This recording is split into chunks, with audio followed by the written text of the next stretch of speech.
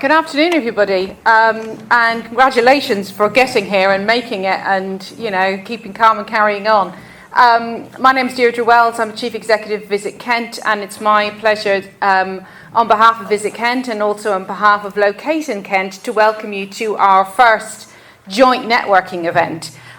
We had obviously expected a lot more people to come, and you would understand that we did wonder whether we should or shouldn't go ahead, but I felt it was really, really important that we had this event because of where we are. And we have a lot of information to give you this afternoon, a lot of exciting stuff to talk to you about, a lot of great plans, some of which might get put back a little bit longer than we perhaps had originally thought. But it is so great to have you here, and thanks to Alistair and everybody at Creative Folkestone for hosting us here today. We're going to hear from colleagues from Folkestone about the exciting thing that's happening, and also we will be talking about the work that we and Locate in Kent have been doing together. So thank you so much for coming. Before we get into the sort of general, what we were going to talk about to you about before when we planned this event originally, I do of course have to address the bugs in the room. I just wanted to give you an update, partly because we are in the slightly privileged position of sitting on the government's tourism industry emergency response group. We are the only destination that is on that group, and this is a group that has stood up in times of crisis, and we were originally spending quite a lot of time talking about Brexit and have segued now into COVID-19. So what we've been doing, and I hope colleagues have been seeing them, is we've been sending out messages. There are daily updates in terms of the situation regarding coronavirus, in terms of the number of cases and sadly the number of fatalities. There is also lots of travel advice about what other countries are doing as well. We have also been, along with other colleagues on the group, tracking business performance. And sadly, we are seeing particularly international group travel going down between about 20 and 30%, cancellations happening daily. And I know a number of colleagues in the room have been experiencing that and have been feeding into us. As was the only cold comfort there is the fact that this is completely in line with national experience, so we are not getting more cancellations than others. I think one of the other challenges that we have as an industry is that whereas before, in other circumstances, when international visits go down, sometimes the staycation will fill the void. We're going to have to work very hard and collectively to make sure that happens. Lots of people are seeing footfall going down dramatically. So I think one of the important things and the kind of the key things for us all is to follow very closely the PHE guidance, particularly in terms of holding events whilst we're able to do it, to encourage businesses to keep open while they can, because we know this is moving very, very fast indeed, and that where we are right now may not be where we are in a few weeks' time. So we are very mindful of the most important things that we can do right now for you is to keep that information flow going. The other thing, of course, which you will be aware of is that there was quite a large package of announcements of the budget last week, so up to £30 billion worth of announced in terms of support for small businesses.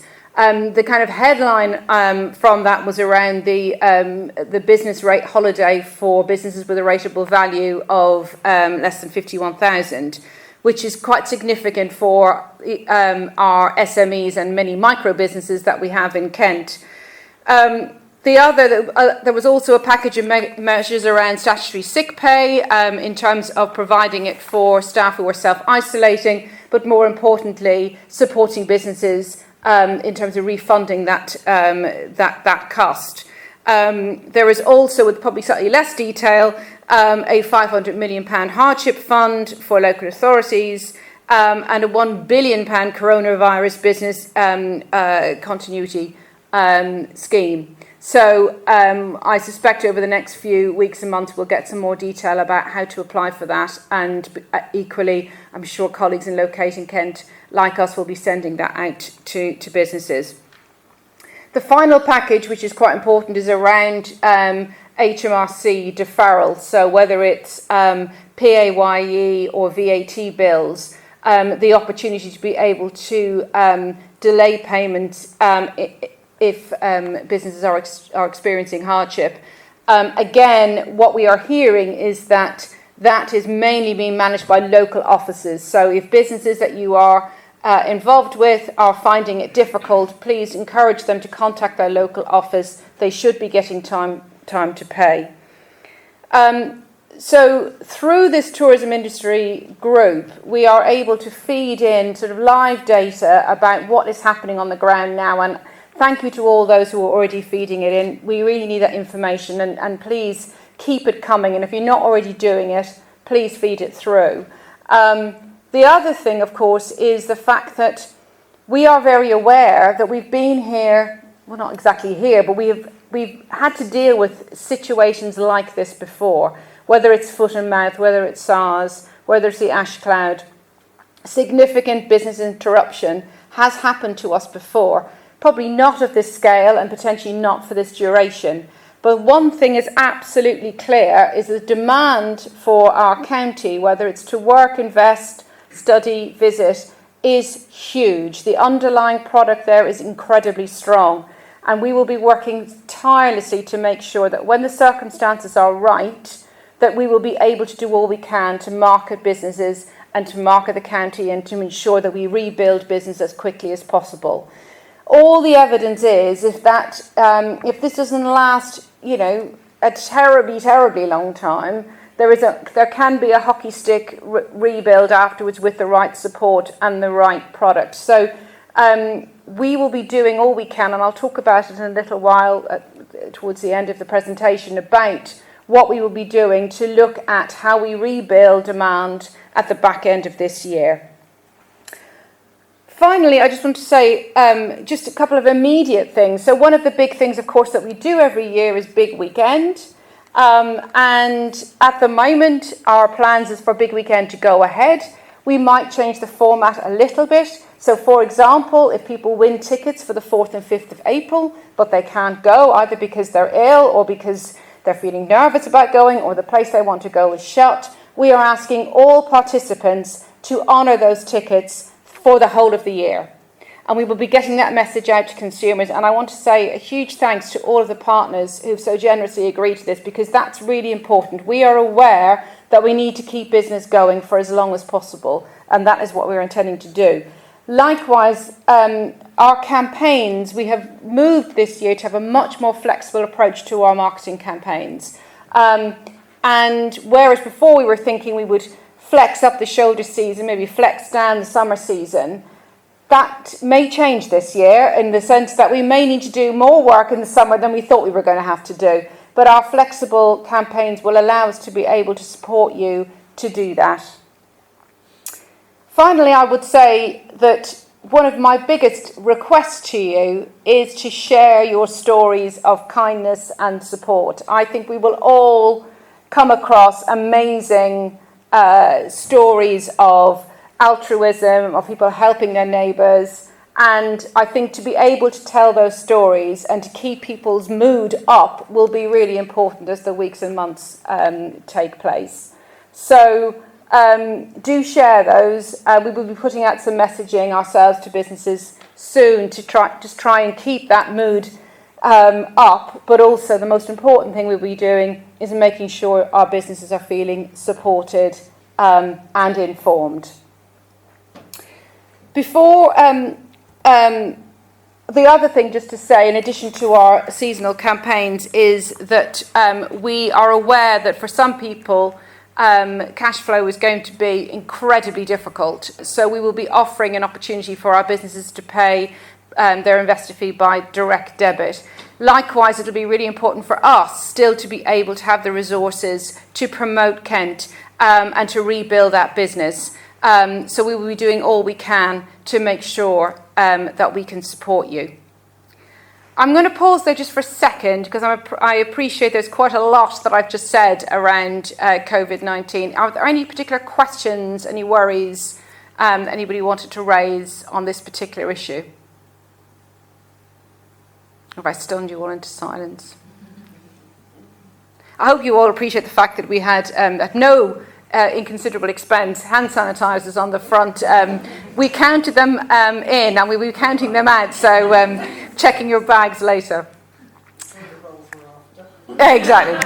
Whoa, steady. Right, okay. So I'm now going to move on to what we were supposed to be talking about, which is why we have been doing a joint event today. So those of you at the back will be able to read this, but that's a lovely Venn diagram we did before about our two organisations whose job it is to promote this great county. We are very aware that there is a huge overlap between what we do in terms of promoting this place as a great place to work, a great place to live, a great place to visit. One of my favourite statistics is that 19% of all inward investors started out as tourists. And you only have to think of yourselves. I'm sure there's many people in the room, myself included, who came and visited this place and thought, I'd really quite like to work here and move my family and my business here. And so working together to really share a narrative, to share a promotion is really important. And we'll be talking in a little while about a great case study that we did in terms of hotel development. Our next speaker is Alistair Upton, who is a huge support to Visit Kent and our host for today. And I want to say particular thanks to Alistair and all his team for hosting us. So please welcome to stage Alistair. Good afternoon. Thank you very much. Thank you for the introduction, Deirdre. Thank you very much, everybody, for coming. Creative Folkestone was charity set up about 18 years ago to see how creative activity can really make the most amazing place for people to live in, to work in, to study in, to play in. And if you can get that right, a great place for people to visit as well. We're in Quarter House, so this is our performance venue. So we have a whole range of activities going on in here. And this is based in the creative quarter of Folkestone, which is this area of Tontine Street and the old High Street up here, and Tontine Street, which is the one along there, and then the park in the middle. We're the landlord for about 240 tenants. But we also have creative industries, so architects, artists, makers, charities working with people with disabilities and seeing how creative activity helps them. So part of our thing is we can't do anything other than learning or educational work or creative activity in all of our properties. And then every 3 years we have the Creative Folkestone Triennial, which is the UK's largest exhibition of newly commissioned artworks.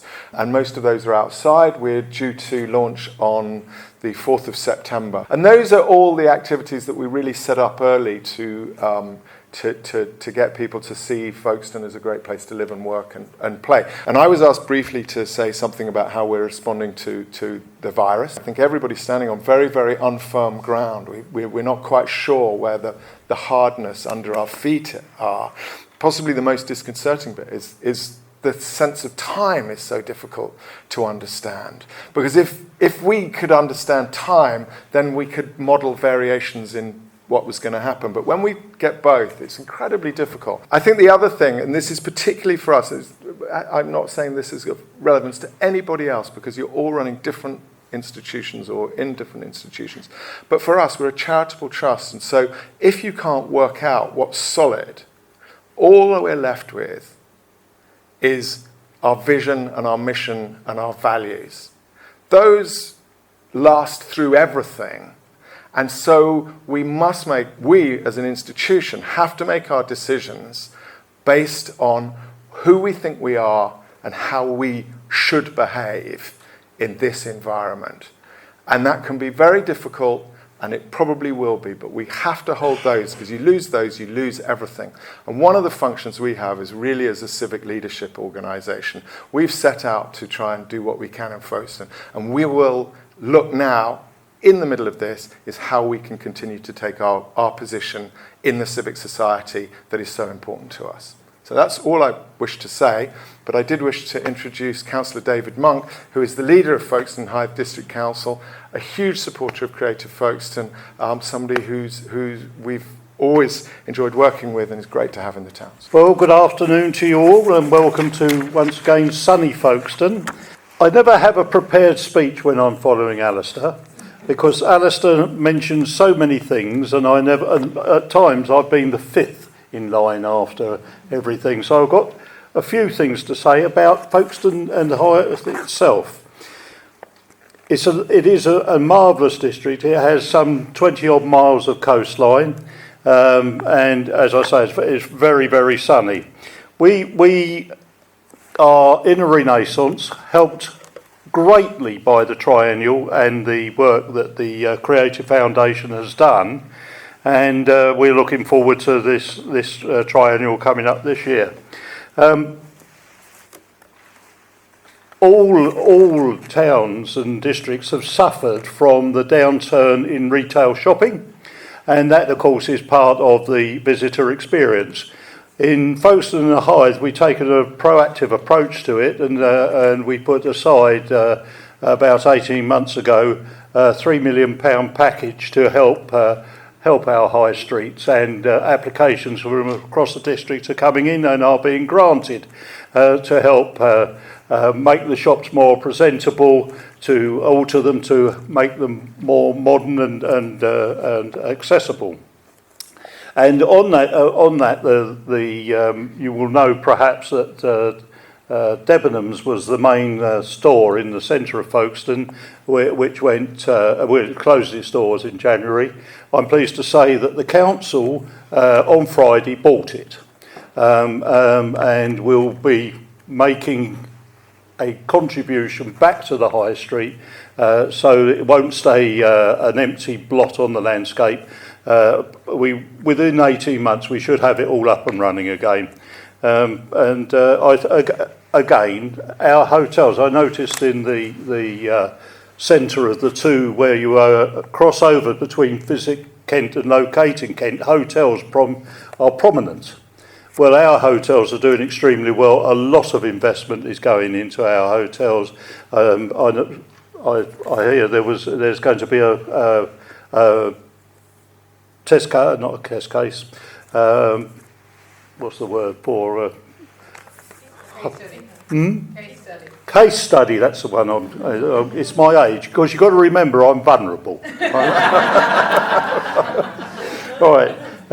So anyway, and certainly the Clifton and the Burlington have actually put millions of pounds into their hotels, which I think is a sign of the faith that they have in Folkestone. Now, Folkestone is an extraordinary place, and you're going to hear a little bit more about that in a minute. I'll just say, just take this quarter house. It's the most extraordinary building. It is, in fact, a concrete block within a concrete block. And you can make as much noise in here as you like, and it doesn't annoy the neighbours, which is very good. But what is even more extraordinary, if you look up, there is a mesh that goes above your heads, and if you want to go out and set the lights, you walk across that mesh. I've done it, it is scary, but it's extraordinary. This is an extraordinary building. Anyway, once again, welcome to the hardy few that have turned up. And I am now going to pass you on to Miranda from Pillory Barn. Thank you very much. Before I say anything, I'm just going to play a short video, if that's okay.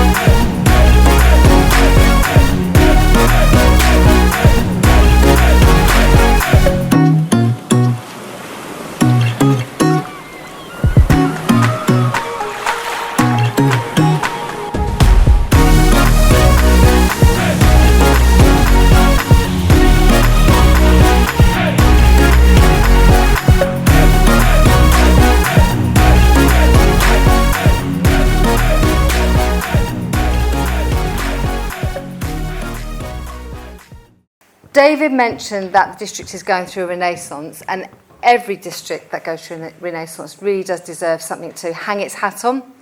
And this is a brand that has been developed with the support of a really large group of local businesses, stakeholders, residents.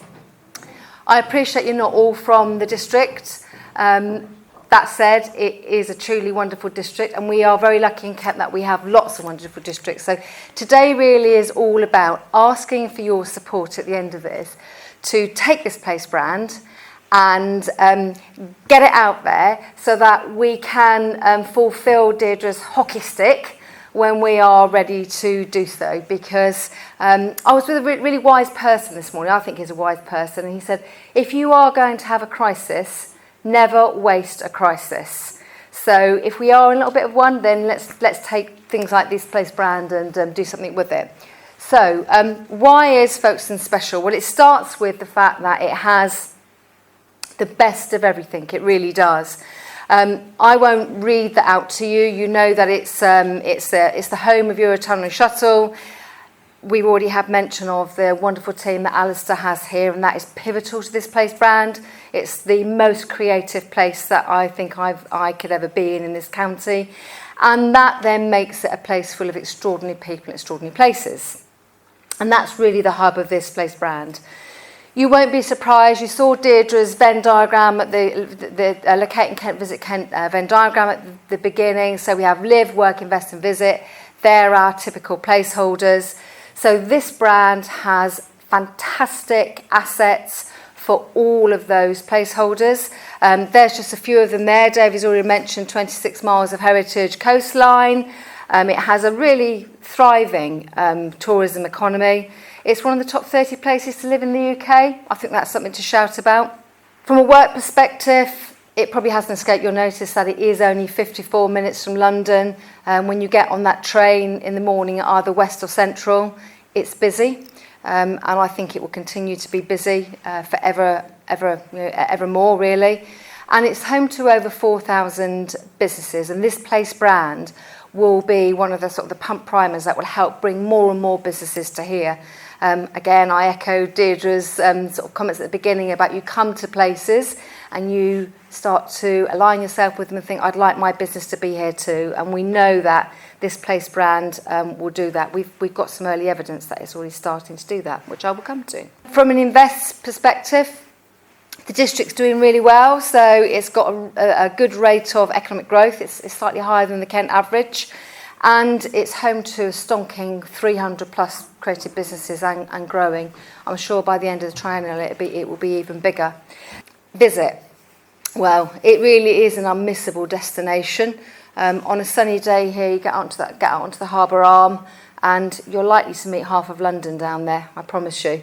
It's fantastic amongst all of our local visitors too. We've got a brand toolkit. It's ready to go. You can download it anytime you like. It has got all of this information that I'm giving you and more. You'll find all the assets in there that you would expect. So everything about how you can use the brand yourself. You can use that video. Lots of written short form content in it.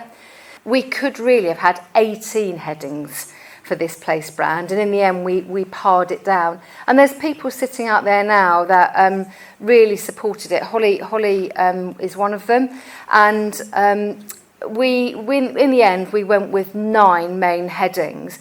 And what we intend to do with the brand is pull those forward at the right times that we can talk about it. So, for example, with food and festivals, there's a huge festival coming up with Triennial, and the council have got some aspirations about doing a really good food festival in the town that will hopefully move around as the Triennial launches at the same time. So we're not short of information to feed these pillars for the place brand. You can find all of this information on the portal. It is a portal, so it's very condensed, it's very focused. It feeds off to other partners, so it's quite navigable, and you can go off and get other information about other people within the district. Come back on and then download all of the brand toolkit. Twitter and LinkedIn particularly have just taken off. which brings me very neatly onto the FH stories that we already have in place. You can see there's purposely some gaps, 2 gaps there. We've got a great cross-selection already of people that have come forward, whether they are live, work, invest or visit, they just can't wait to tell their FH story. Our most recent is True Foods, so that went up within the past week. They are a fantastic local business making really sustainable food products. They're also a big corporation business, which is exciting, and we're hoping to have a business event coming up in the next few months where the owner will come and talk about her business and her journey. All of these stories work hard for the Place brand, and they will work hard for the Place brand because they are extraordinary. Some of them are they just make you think, wow, I really want to come and work here and be here and live here. My ask of you is quite simple. Regardless of whether you're here in the district or whether you are out in the county working across the wider piece, please talk about the Place brand. Please talk about extraordinary places, extraordinary people. Just as I talk about all of the other districts, I think we've got a great. I saw this actually. Kent has it all. I think that's a very good way. We talk about the whole of the county, but it's also quite right that we talk about our own individual districts. There's lots of ways that you can get involved. So if you want to become an FH story, keep your eye on the portal for events. There's a quarterly newsletter. I urge you all to sign up for that because that's the way that we will keep people informed. You can use the assets, you can use the film, you can use the animation, you can use the logo. We've got a couple of businesses locally that are about to put it onto their hoarding, so we will start to see it locally. Social media is a given. Just go and talk up the district because I think we need it, certainly given the couple of months that we've got coming up. If you've got good news story to share, just let Katie's here from the council, let us know. It's all very easy to do, and we will respond, and we'll respond really quickly too. And just share this. If you do nothing else today, go on the LinkedIn, go on to Twitter, share, like, or engage with it. What are we doing already? So I think that's quite an impressive list of media. You've got people like Bazaar magazine calling Folkestone Kent's most underestimated seaside town. Lots of food writers, Marina O'Loughlin keeps writing about Folkestone. There's lots and lots of media interest now. The media at the moment cannot write about going to Thailand or Dubai or Spain, unfortunately. So our journalists are going to need something to write about. So if we think we've got some stories to talk about for Folkestone and for the rest of the county, actually, let's get them out there because now is the time. Coming up, I've only given you 3 things that are coming up. So we're going to be talking about the launch of the Folkestone Monopoly. So there's going to be a personalised Monopoly edition for the town. That is imminent, next couple of weeks, Katie, isn't it, I think? Yeah. Dr. Julia Jones couldn't be here today, I don't think. She was due to be here, but working really hard with the authorities. She's turned this into a music town. It's a first, and it just means that this district will have a reputation for being the place to come to listen to live music. So we've got some PR opportunities coming up with Music Town, and then obviously Alistair and the team here have got the biggest arts and culture event, I think in the world, but that's probably an overstatement. So that's it. Thank you very much. I hope that you will be able to support it, and if you've got any questions at the end, come and speak to me. I'll be happy to answer them. Thank you.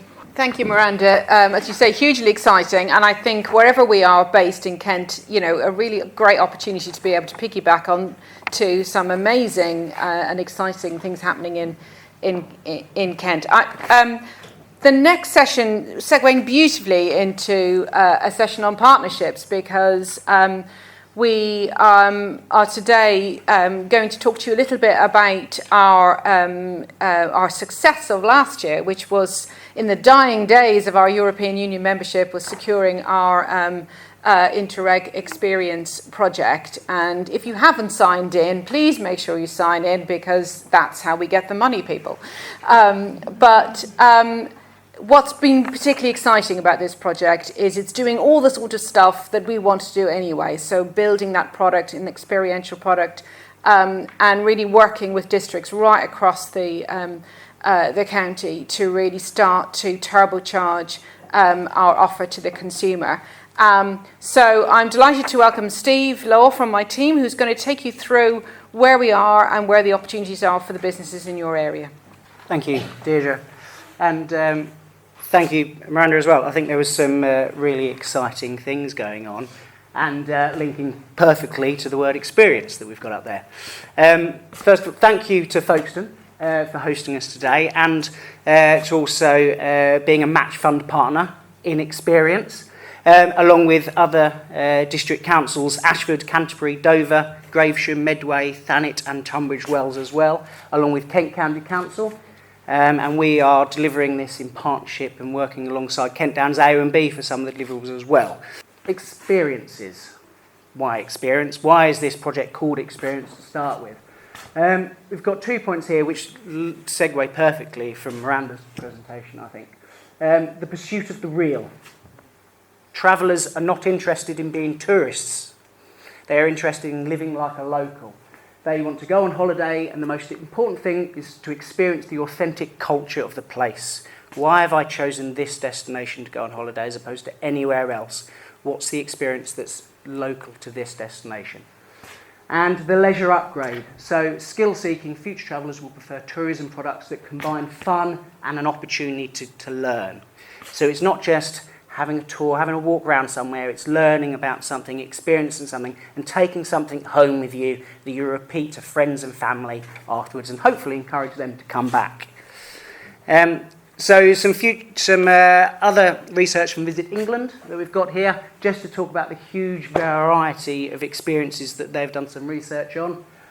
If you can't see anything up there that Kent doesn't have, I'll be surprised. We have all of that, and it's about building some new experiences, focus on some new things and bringing it out there.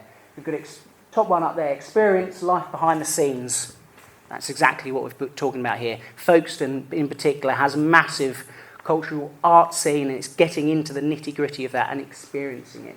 Distillery tours, brewery tours, vineyards, spas, photography courses, cookery courses, absolutely anything. This trend is growing and we need to capitalise on that. So, what is Interreg Experience? It's a 23.3 million European funded project. That's massive. This is the biggest tourism project in terms of budget there has ever been from European funding, and we've got it. Brilliant. We're bringing it to Kent. Let's capitalise on that. It's about extending the tourism season, developing off-season bookable experiences. So the focus here is on off-season. It's that shoulder season, sort of September to March time that we're looking at here. Something that Kent doesn't do particularly well on at the moment, doesn't particularly have experiences that are perfect for that, so here we are to look at building upon it. We're not doing this alone.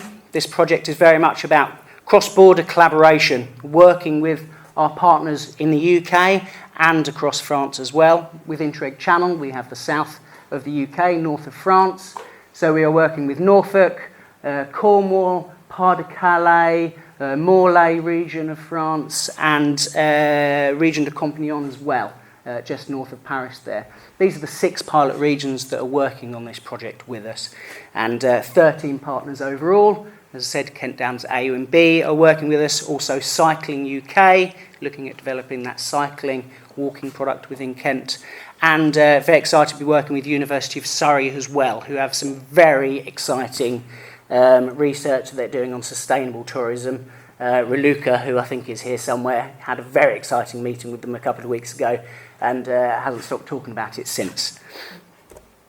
So, what are we looking at doing with experience? Threefold here, really. As I said, extending the tourism season and increasing that visitor spend. As I said, it's something Kent's particularly lacked, the off-season product, so we need to look at building on that. Improve the sustainability of tourism and reducing the social and environmental impacts. This is something that's fairly new for tourism, looking at the social and environmental impact of it, and I think that's something that's going to be really exciting about this project moving forward. We're looking at improving local tourism transport, the last mile links, something that I know a lot of our rural businesses struggle with. The vineyards in particular, you don't want to drive to a vineyard, it somewhat deteriorates the experience for some people. So how do we combat that and how can we address that? And that's something we'll be looking at throughout this project. And to develop and implement new products and services to attract new visitors. And that is where you guys and other Kent businesses come in. So at Visit Kent, we've developed an experience development programme through this project. And it's about taking your ideas to market, as it says up there. And hopefully in Folkestone, through the work that you guys have been doing, there's lots of ideas and imagination that have been kicking off there to get some of these experiences to the forefront of people's minds. So we're looking to onboard businesses, about 125 across Kent and Medway, so a reasonable number here. And they can be absolutely anyone. When we say businesses, it doesn't have to be the normal tourism business. It doesn't have to be your attraction hotel, vineyards we do well, castles we do well. It doesn't have to be one of them. It can be. But we're also looking to work with farmers, producers, artists, foragers, photographers, absolutely anyone. We are looking to work with you to create these new exciting local products, experiences. So we will support businesses from the development stage right through to the marketing and the selling stage of the project, of the product, of the experience. And this is really a once-in-a-lifetime opportunity. These kind of budgets, certainly from Europe, don't come around very often and probably won't come around again. So we need to capitalise on this. So what will businesses benefit? What are the project perks?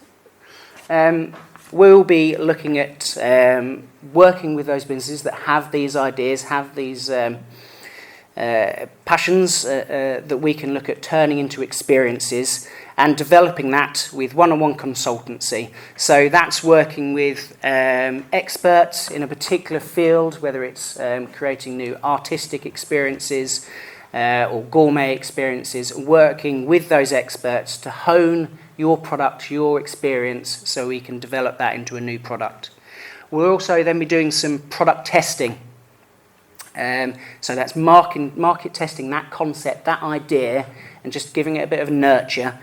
Consumer testing it, so consumers, we're doing some very exciting things with University of Surrey in terms of eye movement and how people are affected emotionally by your marketing material, by your product. Very exciting things going on there. And also with the travel trade as well. So how can we market this product to the travel trade? What are they looking for? How could they hone your product, your experience, to help them sell you better? Content development, so we're looking at doing new photography for those 125 businesses and creating new inspirational content. And then importantly, what we're going to do with all of that is marketing. So this comes twofold: consumer marketing, so off-season campaigns, really focusing on those experiences, the nitty-gritty of what we're doing here. And B2B distribution as well. We do a lot of travel trade work. We've got a good connection here already, so we're looking at marketing it through there as well. So, how do you get involved? Get in touch. We have our inquiries at Visit Kent email address here. If you have an idea, if you know of a business or a landowner or a forager or a fisherman, tell them to get in touch if they've got something they think they could sell as a product, and we'll send you an information pack and an application form that you can fill in. Timelines.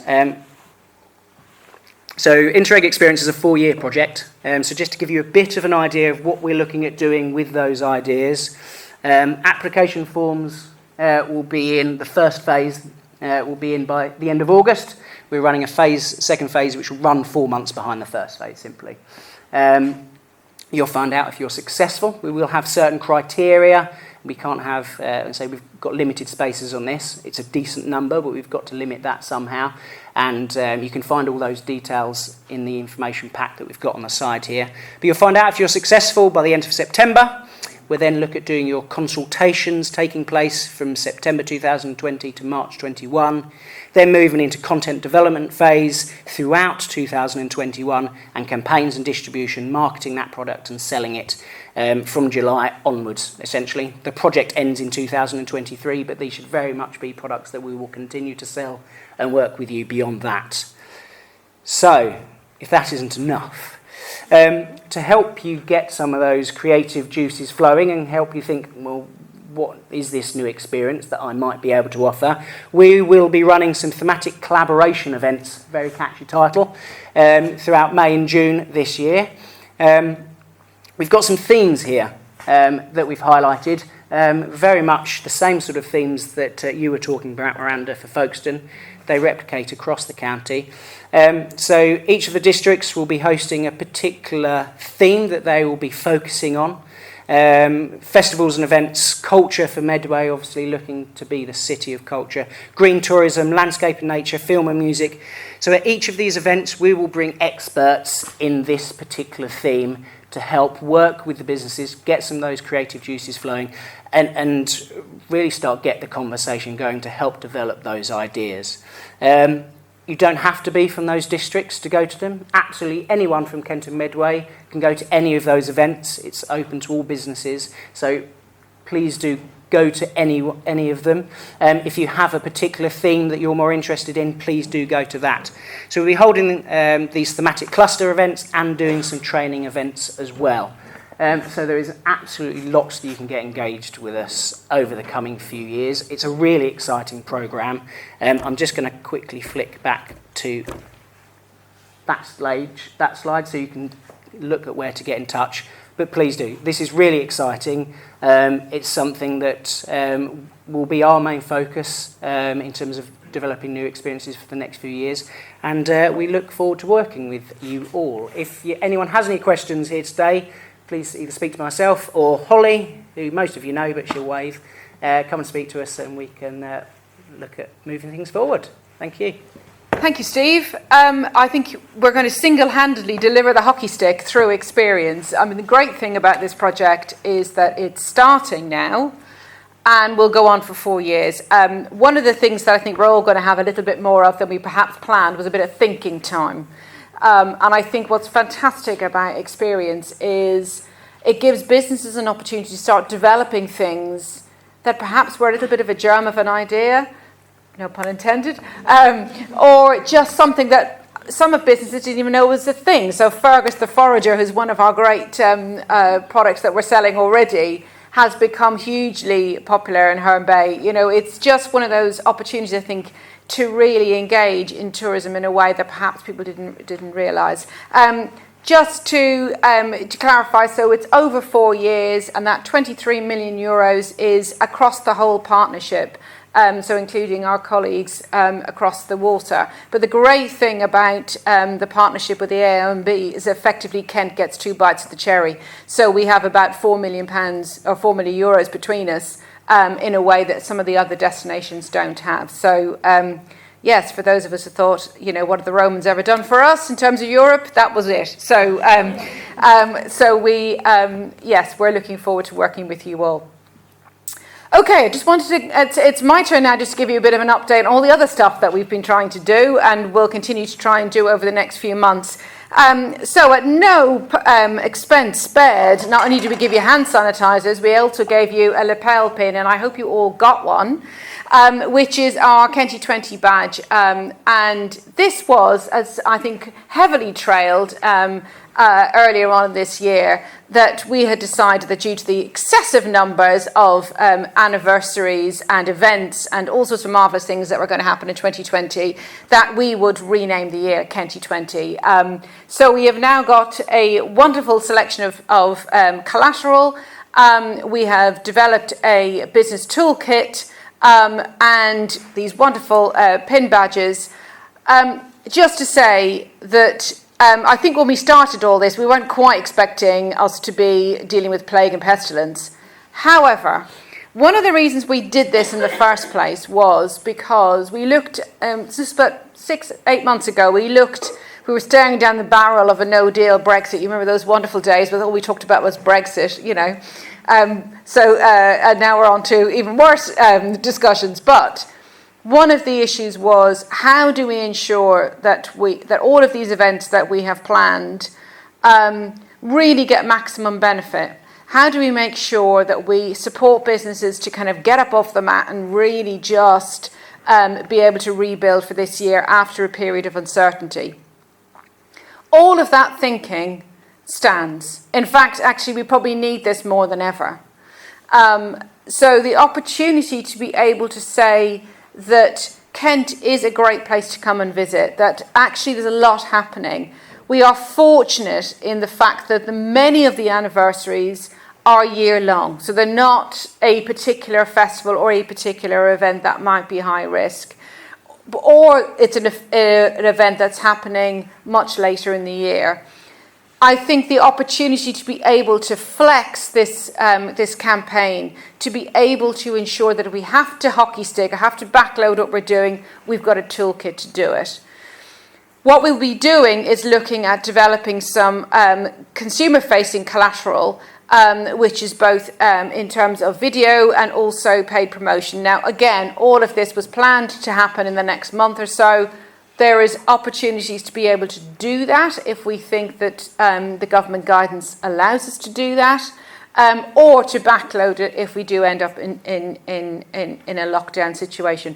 But I would encourage every business to go on our hub and download the toolkit, because what you will get is a whole plethora of events and activities that's happening year round, and an opportunity to be able to think, well, what can I support, what can I piggyback onto that is really going to support our county to recover from what is inevitably going to be a difficult few weeks.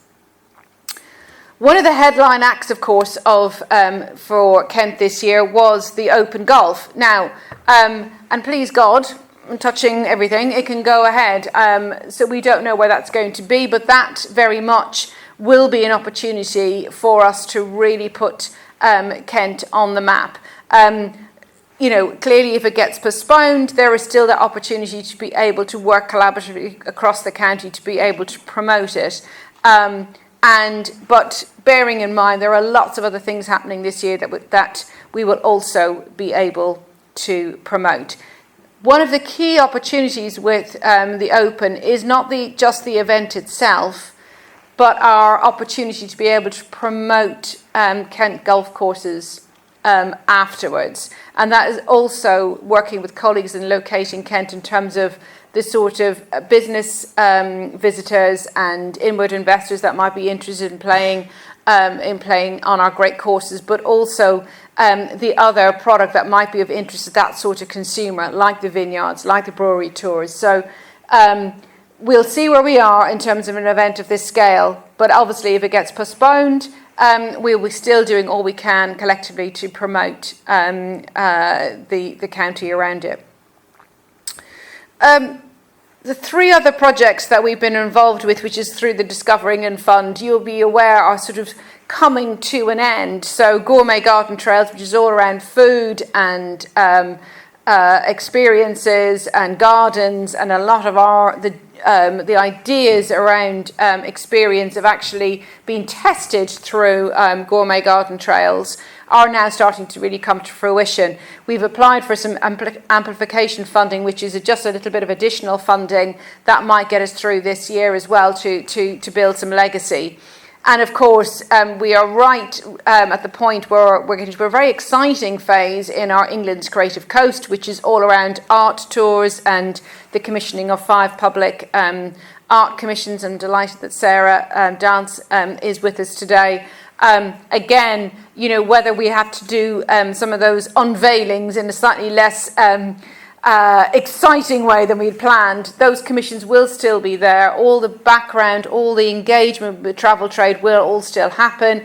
And lots of this product development is about next year, the year after that, rather than being a one-off. It's about building the capacity within our businesses to keep going and to be able to meet the demand as it comes back. Connections is a specific project in terms of the relationship with the US. Lots around some of the anniversaries for the Second World War and the Battle of Britain that's happening later in this year.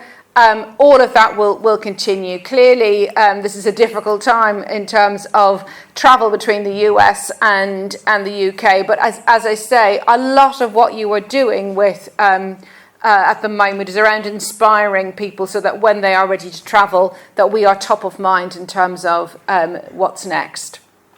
So I would just encourage you that if there are some opportunities, rather than us all kind of going into a sort of mental lockdown about, well, we can't do anything until the end of the year, it's thinking about what could we do, what messaging would we want to be getting out, and how can we support you to do that, so when the consumer is ready for it, we're able to get that inspiration out. I'm very conscious that every destination in the country and every destination across the world is poised for the time when the consumer feels confident enough and safe enough to start spending, and cutting through that noise is going to be really, really important. So, and what we'll do, that will be exciting, interesting, different product that meets what people are looking for.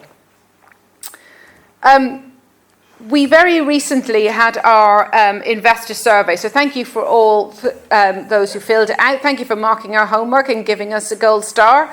It was great to see some fantastic feedback about what we are doing. One of the things that I just wanted to just share with you, and we will circulate this, is on the left was the sort of things that you really appreciated. So activity on social media and the traction that you're seeing on that is really key. One of the reasons why we're so keen not to cancel today is because one of the things you say is most important to you is the networking, is the one-to-one meetings. What we're trying to do more of is that lots of you, whether you're a private sector business, whether you're a local authority, you need to be able to demonstrate ROI. So what my team will be doing is really making sure that we're able to do that in a way that meets your needs. Lots around how do we keep domestic marketing going? A lot of what we do, a lot of what we get support at, particularly through Discover England Fund, is about building international audiences. Very important, they're very high spending. But actually looking at how do we maintain and grow our domestic market, which is still 80% of the business. How do we turn our day visits into overnight stays? And some of that will be around capturing those people who are looking for the experiences and using some of the experience that we've had through our international projects to be able to say, well, actually, if you're a gourmet garden trail aficionado and you happen to live in Suffolk, then you're probably keen to come to Kent as much as you are if you live in the Netherlands. Lots around, how do we do more to support accommodation providers and smaller businesses, those who really haven't got the bandwidth to be able to do some marketing or product development. And some of the things that Steve was talking about in terms of being able to give some of that one-to-one support to businesses is really critical. Lots around training. It's difficult for people to be able to get that in the way they need it and when they need it. So we are delighted to be able to offer that through some of the projects. And I think we have, over many years, developed quite a lot of expertise that we are able to share. And I know colleagues in the room, likewise, have built up a reservoir of knowledge that we are keen to share with businesses across the county. A few other things that we've been up to. So one of the things that I was delighted to be invited to was a meeting of the Straits Committee, which is effectively the regions on either side of the Channel.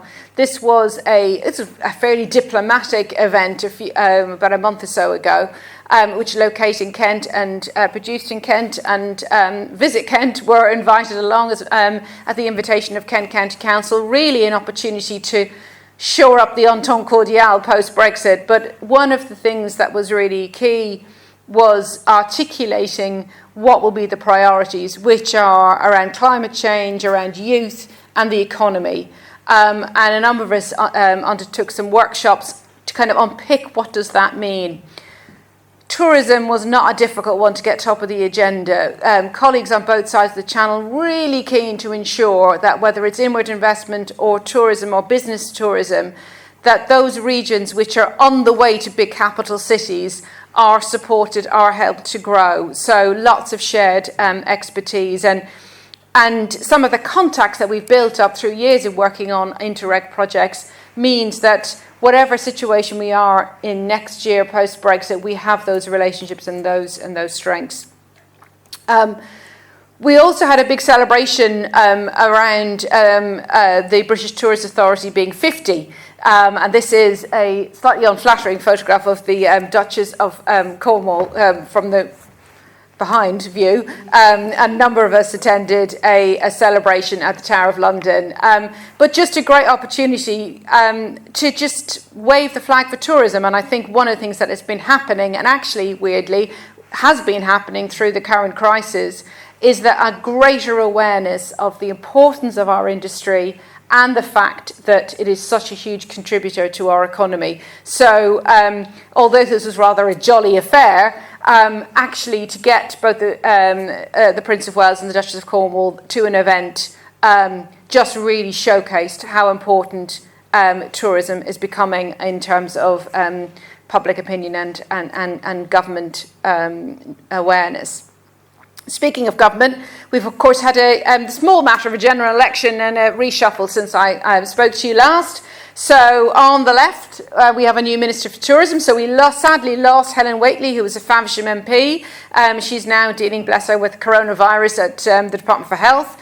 But Nigel Huddleston, who's the new Minister for Sport, Tourism and Heritage, is an old friend. He used to be head of travel at Google. I've known him for many years. He's really, really supportive of the industry and very knowledgeable.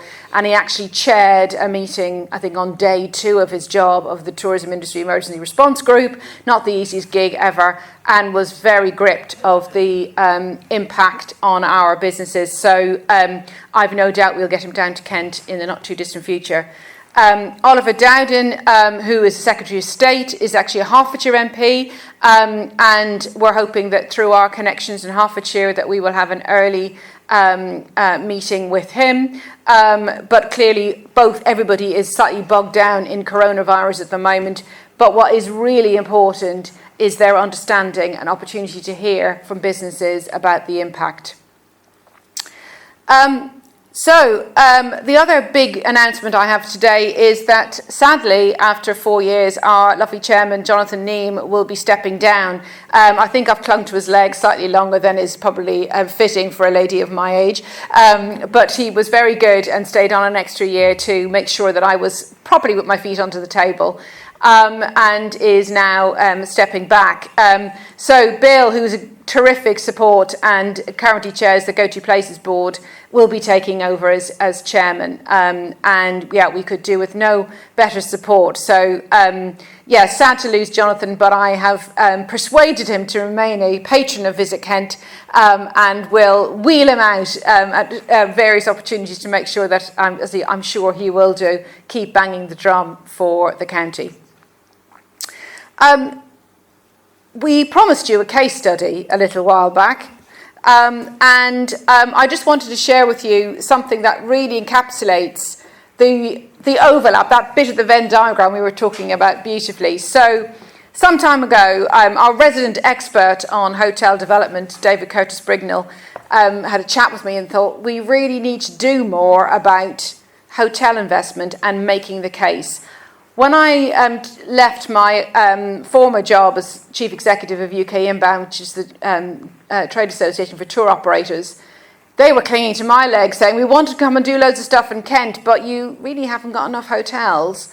So we thought, well, let's test this. Let's get some research done. Let's really test what we're hearing, because we really want to grow overnight stays. It's really important for our to grow our economy. That's a quarter of the £4 billion that we get every year in terms of visits. So making sure that we're not inadvertently putting a bit of an artificial ceiling on our growth is really key. So We tested our theory that there wasn't enough in the right place of the right style, working with Canterbury Christ Church University. And then Locating Kent and ourselves took a stand at the annual hotel conference, which is the hotel investment conference in the UK. We were the only destination there last October. And what was really gratifying, and Simon from David's team was also there, the interest in Kent and the excitement around it was huge. So what we're going to do next is work with districts in the room and really get under the skin of, so what's coming up, where's the potential, and how do we ensure that the development plans are meeting what the market wants, which is around business tourism, it's around conferencing, it's around international groups, as well as the sort of individual domestic visitor. So making sure that we've got the right mix, the right quality across the county. So this is not just a solution for each district to find their own solution. This is around taking a helicopter view as to what we need to make sure that people are staying overnight rather than going back to London, and to make sure that we're really maximising that. So we're just a very small case study of that collaboration that has been so important with Locate. And I'm delighted now to hand over to David, who will talk a little bit more about that. Thank you, Deirdre, very much. It's great to be here in Folkestone on this sunny day, not quite penetrating through 2 layers of concrete, but it's a lovely sunny day out there. We know that. And great to be at a joint event. It's been really good in the last 2 or 3 years to see the two organisations, Locating Kent and Visit Kent, work closer together. We've been selling the same product, but it didn't always seem like that. And I was so heartened when Gavin first told me about the hotel conference that Deirdre's been describing, heading off there together, and even more so when he came back and described the enthusiasm that the hotel industry appeared to have for investing in Kent. And so paraphrase the conversations of, never even thought about it, but, we really should come and have a look. And indeed they have. And so at this stage, we've got 3 exclusive deals agreed for. So these are exclusivity deals. Not that something is definitely going to happen, but 3 exclusive deals for Dover, Maidstone, and Canterbury. 2 close to come as well, and 8 more in the pipeline. We're working to support the investment of 10 new travel lodges across the region. 1 currently under construction at Discovery Park, with 20 more sites already being identified. So I think, the wonderful thing is when you went off to that conference, you didn't know whether anything was going to happen, but it really does look as though it will, and it made a real difference. And Simon, where are you, Simon? Simon Ryan from Locating Kent will be able to talk to anybody who wants to about that in a networking session afterwards.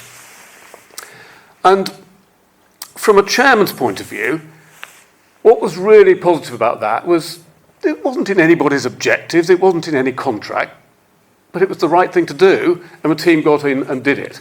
And that was terrific. And I often cite about what the team's doing is the fact that and the shared workspace initiative I'll talk about shortly, it was the right thing to do, and people got on and did it. But what is in the contract and the objectives are 4 sectors that we concentrate on, focus on, but not too much. I mean, the great thing about Kent is we have a fantastically diverse economy, and you've got to be careful. If you focus too much on certain sectors, there's a danger you're not paying attention to others. So in no way is it blinkered thinking to say that we focus on, it's not, is it? No. On 4 sectors, all of which are prevalent across the county: manufacturing, food and drink, life sciences, and creative and digital. And the creative and digital, we have great successes across the county, and we can be really proud of what's happening here in Folkestone with Sleeping Giant. In the north of the county, Dovetail Games up in Chatham, fantastic success story. In West Kent, Yo-Yo in Tunbridge Wells. So lots of things happening across the county. And it's a sector that across the country adds, this is a creative sector, £100 billion to the UK economy. exports £46 billion worth in goods and services, is growing twice the rate of the general economy, and employs more than 2 million people, expected to add another million jobs by the end of this decade. So you can see why, nationally and locally, this sector is getting a huge amount of attention.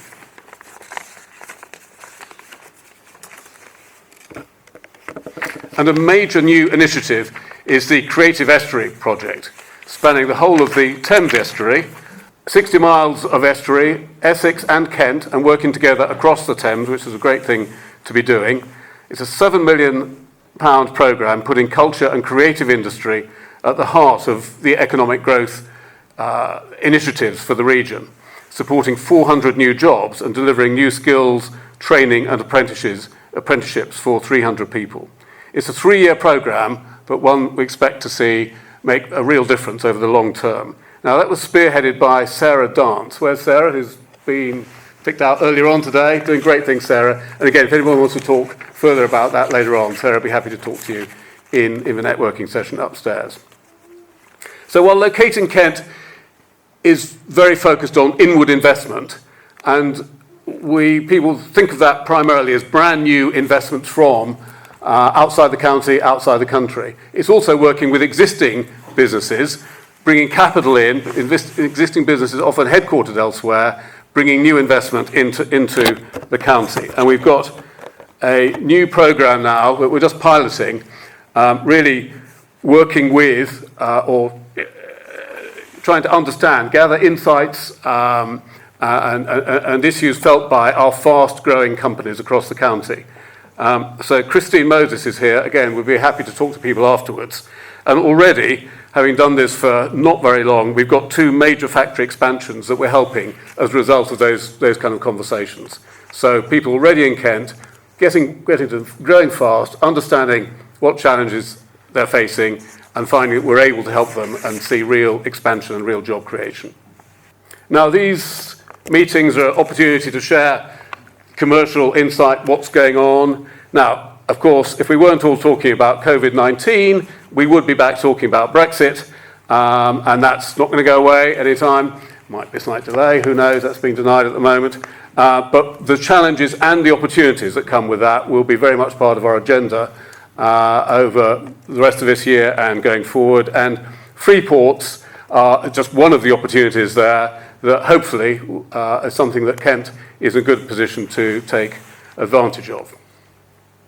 Standing back and looking at what's going on elsewhere in the economy, the world economy as well as locally, the very low cost of capital, getting lower by the day, and the high cost of labour is going to see a real focus, I think, on how companies employ people and attract people and retain people with flexible working, a real sense of alignment between what people are looking out of life to what they're looking out of the companies that they work for. We all spend so much time working for at work, and a real sense of well-being being more and more important. And I'll talk later on to the shared workspace work that we're doing, which is increasingly reflecting how people are likely to want to work in the future. Productivity is going to be more important than ever, and again, with low cost of capital and high cost of labour, the economic incentive, indeed imperative, to be investing in increased productivity, which will require increased technical skills, is going to be as important as ever. And Steve Matthews, who's our manufacturing guru in Locating Kent, has a track record of working with companies across the county in helping them address all sorts of manufacturing problems and challenges, the bottom line of which is investment comes in, jobs are secured, and companies are more productive. The budget last week, I was going to talk a little bit about that. I mean, Deirdre spent a while going through the various measures to support small business that were announced in the budget. I won't repeat them, just repeat what she said at the end of that, which is it sounds as though the various steps will be rolled out, communicated, accessed through local government, but certainly Locating Kent is there, and I think, Deirdre, you said Visit Kent is also there to help in any way we can. We don't know what it's going to be like. We don't know what's out there, but a key part of our role is to be helping people access what is there. So we will be there to do that. And the other important thing, I think, for Kent was the confirmation that the funding for the Lower Thames crossing will come from the public purse. It had been seen differently before, and I must admit, with the focus on the north, I was beginning to just be keeping my fingers crossed as we went into the budget that we would get that announcement, and indeed we did. So again, the advice, the focus that was on our minds as we came into the room very much on COVID-19, there to help businesses across the county when that is needed. I spoke earlier about the challenge of having targets for an organisation, a contract that says what you're going to do, and then actually the great thing about when a lot of things that weren't necessarily in there come up and happen. And this is a snapshot of, I think these all fit into that category in some way or other. We've spoken about the hotel initiative.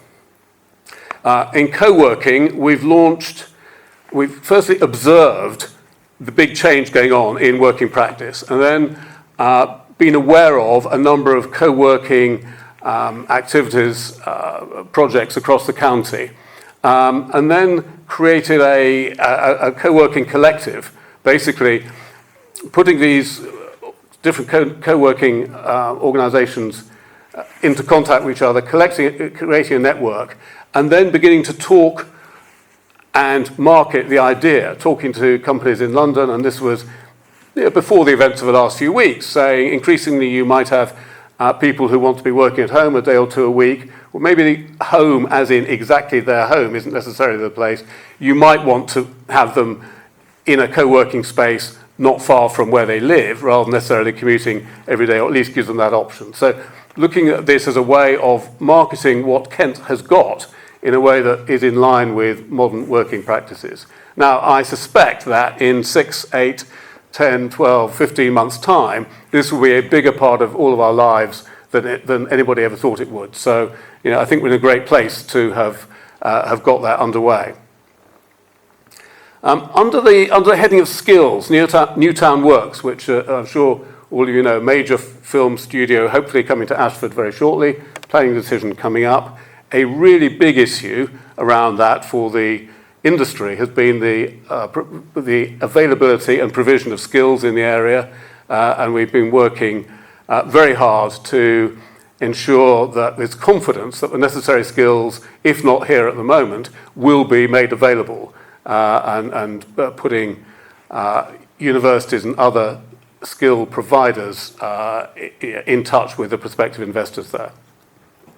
And finally, Food Valley, again with food and drink as one of our target sectors, making a connection between the Food Valley, which is an area in the east of the Netherlands, with a very high, very well known for its food and drink business, in touch with similar businesses in Kent, and already beginning to see the benefit of different businesses in the same sector talking to each other and networking and seeing opportunities.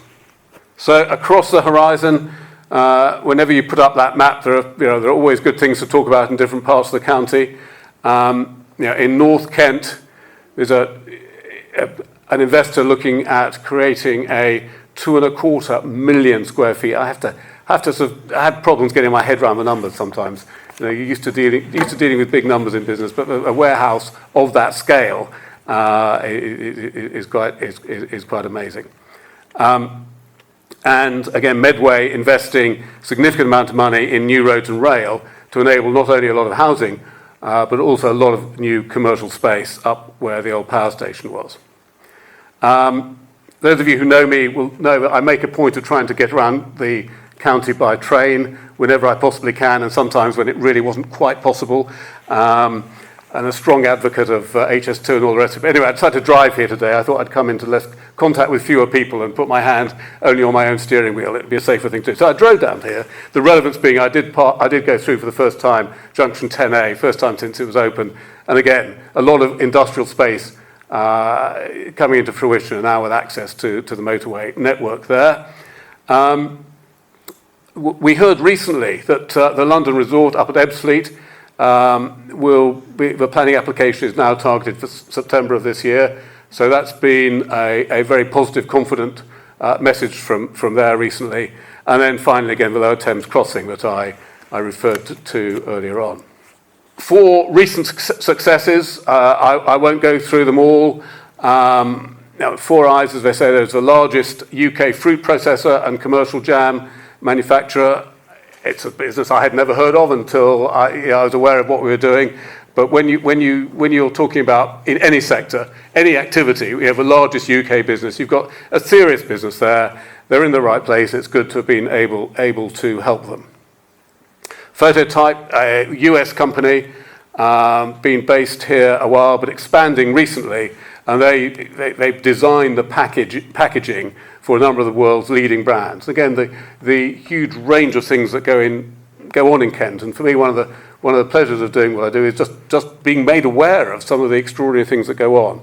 And although their offices are in Ashford, no, I don't understand it. They've got a facility in Ashford and offices here in Folkestone. And the great thing is we have a continual list of successes across different sectors and across the county. So let me just conclude by thanking you all for making the journey to be here, for setting out today when we must all of us spent the weekend saying, what's it going to be like on Monday? For thanking you all, whether you're thanking both Deirdre and the Visit Kent and also the Locating Kent for enabling us to have a joint event. And I think for those of you, if you set out today and you are here, I'm pretty confident that I can thank you for all you are doing for Kent, because you wouldn't just be doing your day job. If you're here, I suspect it's because you've got a real feeling that Kent is something that is a success story that you want to share, you want to help grow. So I thank you for that, and I thank you for all you'll be doing for Kent over the next few months, because as Deirdre said, it's going to be as important forever, as important as ever. And I think you use the expression, let's not go into some mental lockdown. And I think that was a really good piece of advice. Thank you very much. Now, there is a networking planned, I think, upstairs. Am I right in thinking we access it through the door up there? Yep, okay. Thank you very much. We'll see you up there.